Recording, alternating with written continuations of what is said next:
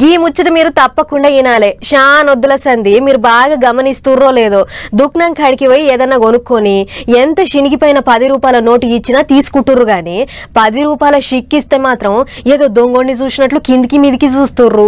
నీ 10 రూపాయల బిల్లకో దండము నీ తానే ఉంచుకో అని అంటుర్రు.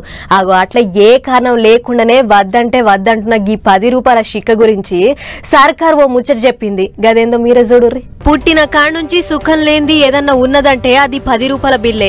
ఎందుకంటే ఎక్కువ మంది చేతులలో తిరిగేది 10 రూపాయల నోటు. గా కాగితం ఎక్కువ మాటలు అటు ఇటు తిరిగి శినిగిపోతుందని 10 రూపాయల షిక్క చేస్తే షిక్క పుట్టిన కాడ్నుంచి పెద్ద షిక్కే వచ్చి పడ్డది.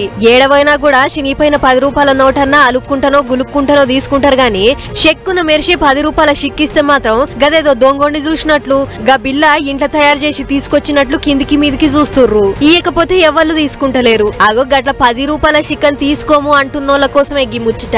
10 రూపాయల షిక్కను ఎవడో నడుమంత్ర పొడు తయారు చేయలేదు, రిజర్వ్ బ్యాంకే తయారు చేసింది. కాబట్టి ఎవరికన్నా ఇస్తే ఖచ్చితంగా తీసుకోవాల్సిందే. తీసుకోము, చెల్లదు, దొంగ బిల్లు అని నకరాలు చేస్తే వాళ్ళ మీద కేసులైతాయి అన్నట్లు చెప్పింది. అయితే 2009 కాడి నుంచి 2017 దాకా ఏం తక్కువ 14 మాటల 10 రూపాయల షిక్కలు విడుదలైనాయి. మోకన్ బట్టి తీరు డిజైన్లు వచ్చినాయి. అంత మాత్రాన ఎవడో లేపిన పుక్కర పట్టుకొని చెల్లదు, 10 రూపాయల షిక్కలు సర్కారే బంద్ చేసింది కాబట్టి తీసుకోము అని అనొద్దు. ఒకళ్ళ అట్లంటే మాత్రం చట్ట ప్రకారం చర్యలుంటాయి అని చెప్పుకొచ్చింది. అంతేకాదు 2016 మళ్ళా 2018 2 మాటల 10 రూపాయల షిక్కలు చెల్లుతాయి అని రిజర్వ్ బ్యాంకే చెప్పింది. గింత ఇవ్రంగా చెప్పినా కూడా జనాలకి ఇంకా సోయొస్తలేదు. ఇప్పుడు మళ్ళా చెప్తున్నాం 10 రూపాయల బిల్లలు చెల్లుతాయి, ఎవ్వలైనా తీసుకోవచ్చు అని చెప్తుర్రు. మరి పైసలకు పెద్ద బ్యాంక్ అయిన రిజర్వ్ బ్యాంకే గింత మంచిగా చెప్తుంటే జనం ఇప్పటికైనా సోయకొస్తారో లేదో చూడాలి.